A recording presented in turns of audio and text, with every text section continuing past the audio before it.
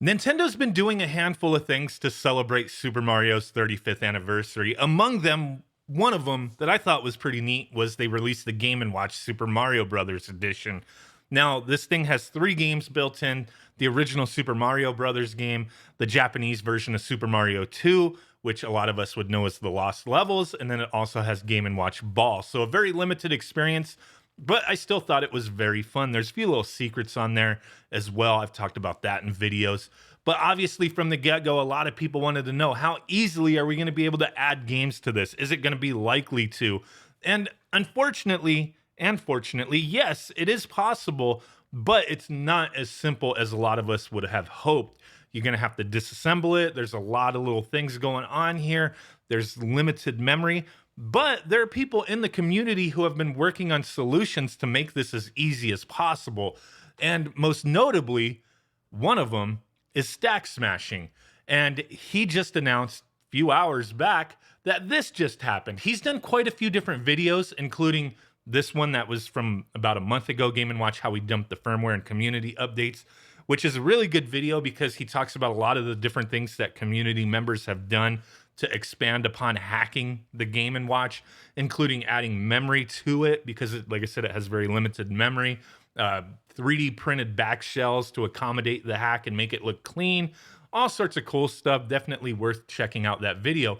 But back to this here. So he'd done a few videos earlier on, and one of them was called Hacking the Nintendo Game and Watch Super Mario Brothers, where he just kind of went over some of the progress, the basics of it, and whatnot, about hacking the system. And Nintendo has now removed that video among other videos concerning hacking the Game and Watch. And that kind of threw me for a loop a little bit because the copyrighted content that they're mentioning here is that he showed gameplay of Super Mario Brothers. In this specific video, which, yeah, the content is no longer available because Nintendo has blocked it on copyright grounds, but he just showed that one game that most everybody else who reviewed this has shown the game as well, right? So he also has another video, from what I understand, that had some footage of like The Legend of Zelda or something playing on this, and that was removed as well.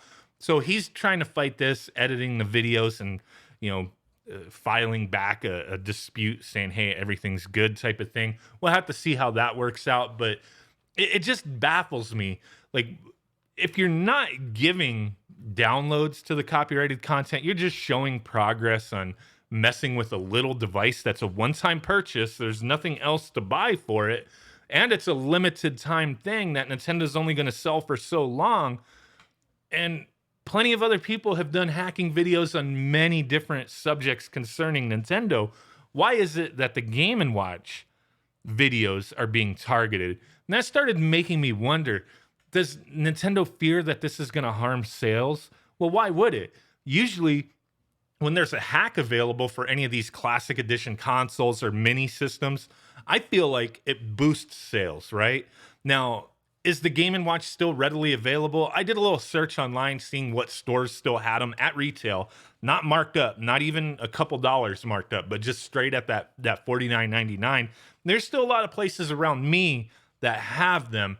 I can't speak on every area in the world, but it seems like if I wanted one today, which I already have one, if I wanted one, I can go out to at least 4 or 5 different stores that are around me and get one, like, easily. So it's not like this thing's not available, but after that March date, it's no longer going to be available. So it started making me wonder, is this simply because Nintendo plans to put out more of these and they think hacking this one will stop people from buying the new ones? And I think that's ridiculous if that is the case anyway.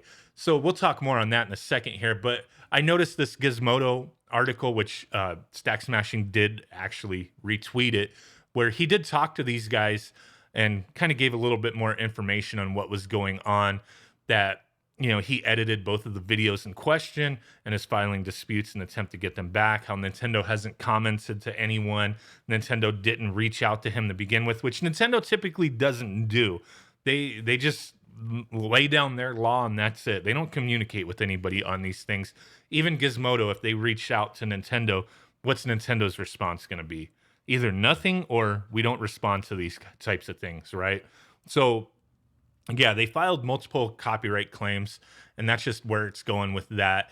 I'll link to this article if you want to read more on it, but there's really not much that we haven't already spoke on at the moment in this article. But yeah, I mean, it just makes me wonder if Nintendo is to release more of these things, like a Legend of Zelda one or a Metroid one, people are going to gobble it up regardless if this one is hacked or not. So that just makes me wonder why these videos and not other videos, because like I said, there's plenty of videos out there, and some of it, okay, hacking of Nintendo Switch. Nintendo's obviously like, hey, this is a product that's readily available. We're trying to sell games for it. We don't want mofos adding games, illegally. Oh my God, right? So I mean, I can't argue on that one.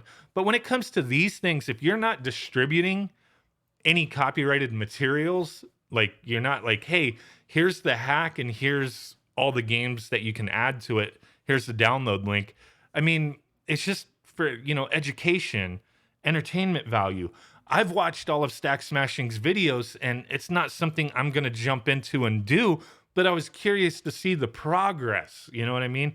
Maybe if it becomes a very easy thing to do, then yeah, but I don't want to disassemble the unit and have to do all sorts of crazy stuff at this time. But I just found it more just interesting to take a look at what he is doing and what other people in the community have been doing as well. So I really hope his videos get put back up. I just think it's kind of ridiculous. Like I said, why specifically this?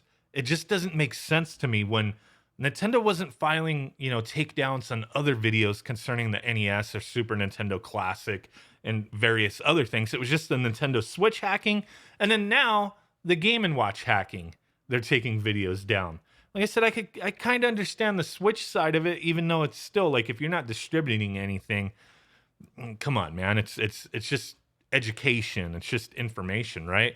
But yeah, Nintendo doesn't want that stuff out there, obviously. But with this, a one-time purchase, like it's not going to hinder your sales. It would, in my opinion, boost your sales. People buying extras because they tried hacking it and they messed it up, or they want to keep one fresh and then one hack, that kind of thing. So that's what I don't understand with this. Let me know what you guys think down below. Really do appreciate y'all watching, and I will catch y'all next time. Peace out, bye bye, and boom, big ass thumb, but what?